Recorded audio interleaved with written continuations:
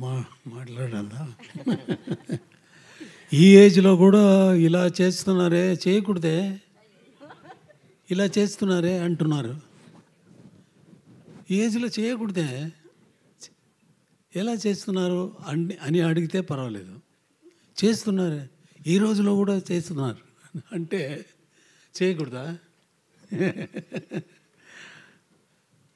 మా వాళ్ళే.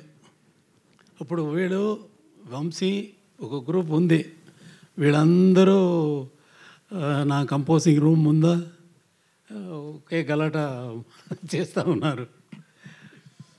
అది ఇక్కడ మాట్లాడడానికి నేను రాలా, మాట్లాడడానికి ఏమీ లేదు. నేను చేసిన పని ఈ పిక్చర్లో ఉంది. మీరు విన్నారు, వినకపోతున్నారు, వింటూ ఉంటారు, అది నమ్మకం ఉంది. కీరవాణి గారు నాకు రాసినప్పుడు ఈ పల్లవి వినిపించినప్పుడు అనుకున్నాను, వీడు లోపల ఉన్న బంధం, ఆత్మబంధం గురించి కదా రాసి ఉన్నారు. ఇది పాట లేదు, సిచ్యువేషన్ కోసం రాయలేదు.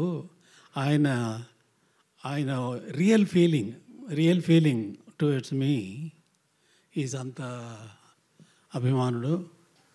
చాలా అది ఎప్పుడూ మారలేదు, ఎప్పుడూ చేంజ్ అవుతుంది. ఒక స్టేజ్ వస్తే కొన్ని పిక్చరు బిగినింగ్లో మ్యూజిక్ చేసేదానికి ముందు ఈజ్ ద ఫ్యాన్, అంతే కదా. ఫ్యాన్గా ఉంది, తర్వాత పిక్చర్స్ వచ్చి పిక్చర్లో మ్యూజిక్ చేసి మ్యూజిక్ వల్ల పాపులర్ అయ్యి అయితే స్వభావం మారిపోతుంది. మారిపోవచ్చు, మారలేదు. ఆ రోజు ఎలా నాకు కనిపించారో, first time I saw him in my room, composing room, ఎలా చూసానో అలాగే ఉన్నారు. ఒళ్ళుగా అది పర్వాలేదు. మనసు కదా, మనసు వల్ల కదా మనం మనుషుడు అయ్యాము కదా. అలాగే ఉన్నారు, అలాగే ఉండాలి. దేవుడు ఈ పిక్చర్కి ఆశీస్సులు అందరికీ, దీంట్లో పనిచేసిన, ఈ పిక్చర్లో పనిచేసిన అందరికీ నీ లాంగ్ లైఫ్, ఫేమ్ అని ఇవ్వాలని కోరుకున్నాను, అంతే. Thank you sir. సార్ ఒక్క ప్రశ్న సార్, అదేంటి అంటే మామూలుగా మాకు ఏ సందర్భంలో అయినా ఇళయరాజా గారి పాట పెట్టుకుంటే చాలా అద్భుతంగా అనిపిస్తూ ఉంటుంది. మనకి ఎలాగో Q&A సెషన్ ఉంది సార్ మీడియాతో. ఒకటే ఒక ప్రశ్న, Q&A ఉంది సార్, నాకు ఉంది. ఓకే, ఒకటే ఒక ప్రశ్న సార్, ఇళయరాజా గారు లాంటి సంగీత దర్శకుడు ఇచ్చిన పాటల్లో ఇళయరాజా గారికి నచ్చిన పాట ఏది? మీకు బాగా, ఇన్ని వేల పాటల్లో మీకు బాగా నచ్చిన పాట ఏది? ఫేవరెట్ సాంగ్ అంటాం కదా సార్, అలా ఒకటి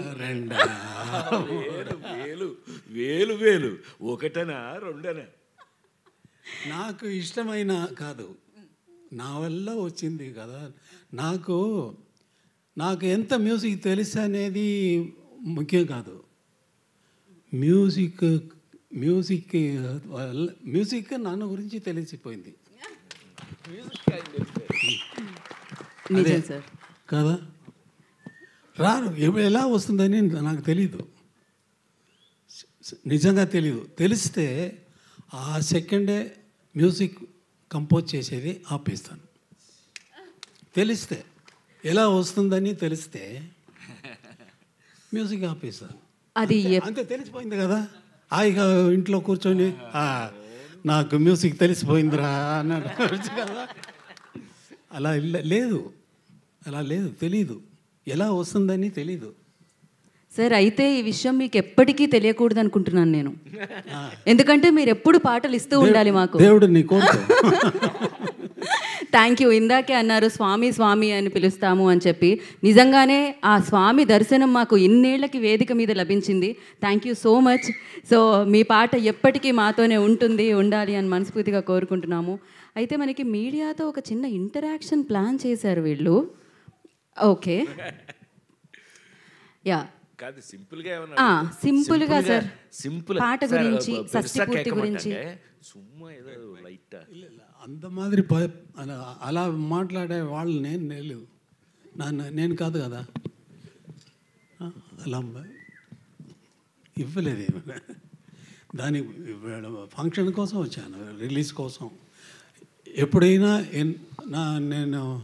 నన్ను చూసేవాళ్ళు రిలీజ్ ఫంక్షన్లో, ఆడియో ఫంక్షన్లో, ఏదైనా ఫంక్షన్లో చూసేవాళ్ళు ఉన్నారా? ఎక్కడైనా వెళ్ళానా?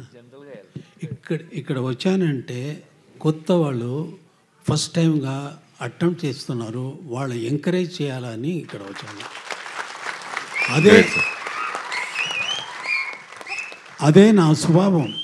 ఫస్ట్ పిక్చర్ చేసినప్పుడు నెక్స్ట్ వచ్చిన కొత్త డైరెక్టర్స్ వస్తే వంశీ గురించి ఎవరికి తెలుసు? నాతో వచ్చారు యంగ్స్టర్స్, వస్తే వాళ్ళని ఎంకరేజ్ చేసేదే నా స్వభావం అయిపోయింది. అలాగే భారతిరాజా వచ్చినప్పుడు భారతిరాజా కాదు, నాతో వచ్చినప్పుడు భారతిరాజా కాదు, మణిరత్నం కాదు, వంశీ కాదు. ఇప్పుడు ఇలాంటి ఎన్ని డైరెక్టర్స్ చెప్పాలా? మణివண்ணన్, నివాస్, మనోబాల, అదే వాళ్ళ కోసం నేను వచ్చాను కాబట్టి క్షమించాలా, మీడియా వాళ్ళు అందరూ క్షమించాలా అని అన్నా. సార్ ఇళయరాజా గారు సార్, ఇళయరాజా గారు, నేను మిమ్మల్ని క్వశ్చన్ ఏమి అడగనండి. జస్ట్ దట్ ఏంటంటే ప్రొడ్యూసర్కి ఫస్ట్గా థ్యాంక్స్, మిమ్మల్ని మా ముందు కూర్చోబెట్టారు, అది మాకు అదృష్టంగా భావిస్తున్నాం. అండ్ గత నెలలో ఒక వార్త చదివాం, ఏంటంటే భారత ప్రభుత్వం ఇళయరాజా గారికి భారతరత్న ఇవ్వబోతుందని ఒక స్పెక్యులేషన్ వార్త. ఒకవేళ ఆ వార్త కనుక నిజమైతే మేము అనేది ఏంటంటే ఇళయరాజా గారికి కొత్తగా తెచ్చే గౌరవం ఏమి ఉండదు, భారత ప్రభుత్వానికి కానీ, భారతదేశానికి కానీ, లేకపోతే భారత ప్రజలకు కానీ మాకు ఒక గౌరవం ఇచ్చుకోవడానికి ఇన్నాళ్ళుగా కుదిరిందని అనుకుంటాం. Thank you sir, thank you for all your. ఆయనకి ఇది రావాలని మనం అందరం ఆ భగవంతుని మనస్ఫూర్తిగా కోరుకుందాం. భారతరత్నతో ఆయన వచ్చిన రోజున మీరన్నట్టు వదలకుండా మళ్ళీ మనం కిరవాణి గారు బ్రదర్, మనం అందరం కలిపి ఆయన్ని హైదరాబాద్లో సన్మానం చేయాలి. తప్పకుండా సార్, థ్యాంక్ యూ. మిమ్మల్ని క్వశ్చన్లో తీసుకొని అంటున్నారు కాబట్టి మిమ్మల్ని ఇబ్బంది పెట్టే ఉద్దేశం లేదు. Thank you sir. ఖచ్చితంగా. సో వారు థ్యాంక్ యూ ఇళయరాజా గారు, మరొకసారి ప్రత్యేకమైన కృతజ్ఞతలు తెలియజేసుకుంటున్నాం. Thank you so much. పాట ఎప్పటికీ మీరెప్పటికీ మాతోనే ఉంటారు, మా హృదయాల్లో ఉంటారు. Thank you so much. So yes, Ilaiyaraaja గారిని మనం కూర్చోపెడదామండి. ఆయన Q&A సెషన్ నుంచి కొంచెం మనం చేద్దాం. యా.